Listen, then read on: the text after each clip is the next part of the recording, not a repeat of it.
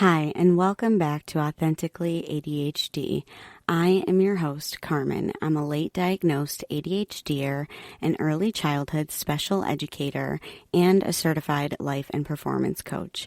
I created this podcast to help as many ADHDers as I could to learn about your specific ADHD. I know that when I was late diagnosed, I was sent out the door with meds and no help.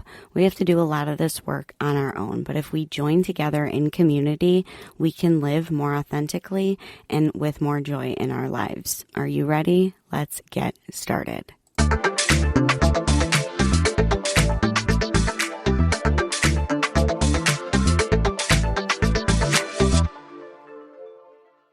Hey there, my friend. Whether you're an OG listener, you're new to the group, or you're somewhere in the middle, I want to give you a thank you. I started this podcast with the intention of getting rid of all the paper piles of research about ADHD that I created after my diagnosis. And I had no idea it would come to this. I had no idea it would come this far. I didn't know what to expect. And I am so, so grateful for each and every one of you. Thank you from the bottom of my heart for listening, sharing, rating, and your feedback. I can't wait for what's in store for 2025. And don't worry, there's still scheduled episodes up until then. But on that note, as we go into 2025, I want to remind you that from social gatherings to sensory overload, this time of year can feel like running a marathon in a snowstorm. But here's the thing. You deserve to enjoy the holidays in a way that feels good to you. So today, we're just diving into a couple practical strategies to help you take care of yourself, honor your neurodivergent needs, and actually find joy in the season. So these holidays are hard, and we have to acknowledge that. We get overloaded by bright lights, loud music, crowded spaces. It's unstructured time, and the lack of routine can leave us feeling super untethered and unorganized. The social pressures like navigating small talk, family dynamics, and living up to the expectations for yet another year, it can all be exhausting. Then there's that perfectionism sneaking in, trying to meet everyone's expectations or even our own, and it can really lead to burnout.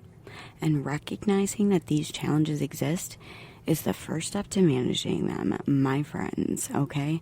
Because you will realize that when you drop a lot of these things and when you acknowledge your sensory overload, when you drop social pressures and perfectionism, and when you structure your time, things can be better. We don't want holidays to trigger burnout. That is like an oxymoron. We have enough terribleness going on in the world.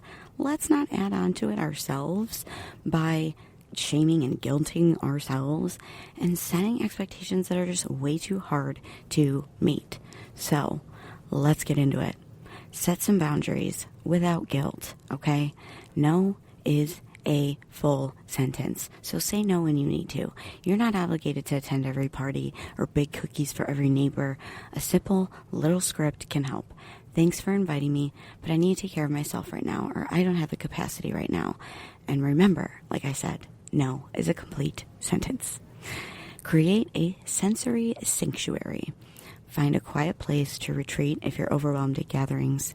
If it's at your own home, make a space. If it's at someone else's house, pack sensory tools like noise-canceling headphones, fidget toys, or like weighted blankets to help you decompress and find a space in that home or wherever you're at to go decompress or have a mental breakdown if you need to. Next one is really important. Plan downtime. Block out time on your calendar for rest and relaxation, even if it's just 30 minutes to read, color, watch your favorite show, or take a walk. Think of it as a holiday gift to yourself, because we deserve to do that too. Stick to your routines when possible, as usual as possible. If you rely on a morning ritual like I do, an exercising routine, or a specific bedtime routine, please try to keep those in place, because consistency can feel like It can be a lifeline, seriously, when everything in life feels chaotic during the holidays, all right? Here's the next one. I love this one. Make your own traditions. Who says that you have to do things the traditional way?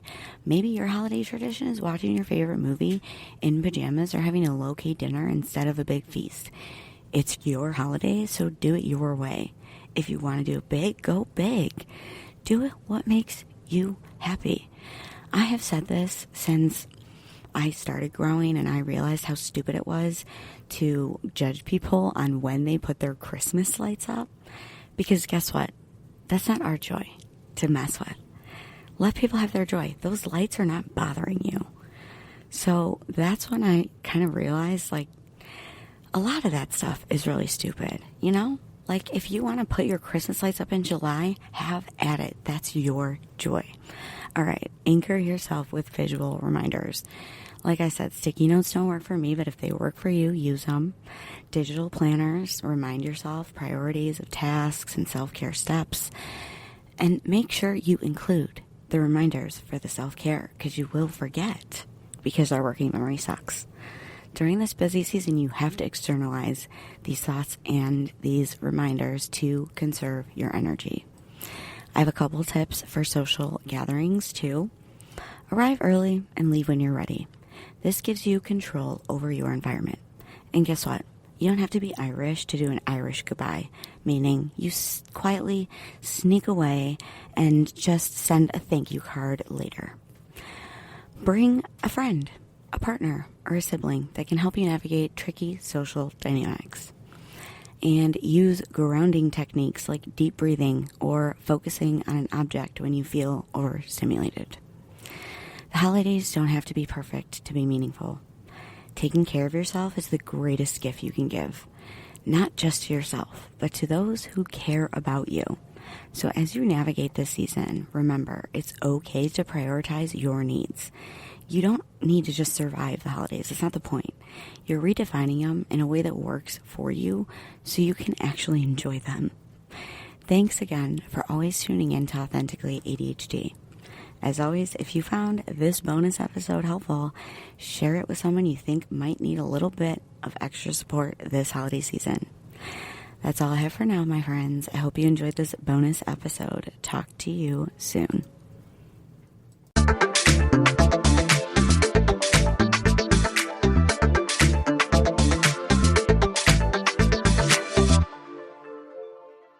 Hi. Did you know that Patreon helps podcasters like me through listener support? That's right. By joining the Patreon, not only do you get so many of my resources, early release to episodes, and free coaching, you're also supporting the cost of creating the podcast that you love listening to. Let's start building our own ADHD community today in my Patreon. The link is down in the show notes. Hope to see you over there. Okay, now back to the show.